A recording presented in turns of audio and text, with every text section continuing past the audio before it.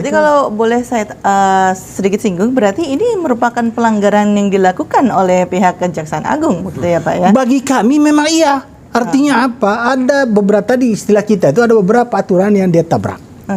Jadi pasal 16 Undang-Undang Advokat itu mengatur advokat tidak dapat dituntut baik secara pidana maupun perdata ketika menjalankan profesinya dengan itikat baik untuk pembelaan klien di dalam sidang pengadilan. Tapi amanat pasal ini telah diperluas oleh Mahkamah Konstitusi pada tahun 2006. Pengertian sidang pengadilan termasuk juga di luar sidang pengadilan, tidak hanya dalam sidang. Penjelasan pasal 16 ini mengatakan, apa sih itikat baik? Itikat baik adalah ketika orang untuk pembelaan kliennya itu semua tindakannya berdasarkan hukum. Dalam kasus Didit, pertanyaan kita, mana sih tindakan dan perbuatan Didit yang tidak berdasarkan hukum? Memberi nasihat, semua nasihat hukum. Kalau nasihat hukum berarti berbasis pada norma asas, pada peraturan-peraturan hukum yang berlaku.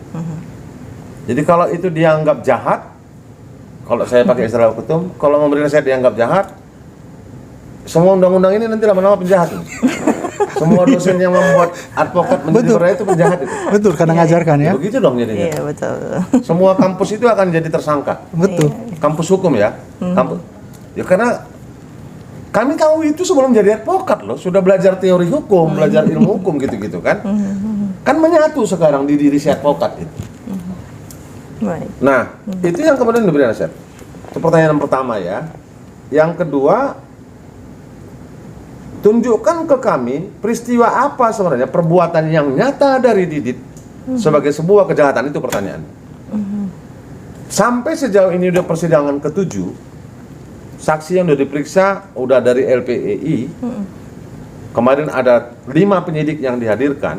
Kita belum menemukan adanya niat, adanya perbuatan yang berakibat terhalangnya penyidikan yang dilakukan oleh Didit dalam kaitan dia memberi nasihat hukum ke kliennya, gitu ya. Nah, bahwa tadi pertanyaan Mbak kan menggelitik. Kemudian setelah kan kliennya jadi tersangka sempat ditahan ini. Yang diskriminatif kliennya kemudian ada 6 yang ditangguhkan. Belum Didit disidang. masih di dalam. Nggak disidang deh. Oh, Belum disidang sampai sekarang. ada 6 orang yang... Padahal Didit ini kan pasal 55 ayat 1 ke 1 dan ayat 1 ke 2 KUHP. Artinya dia itu bukan pelaku utama gitu.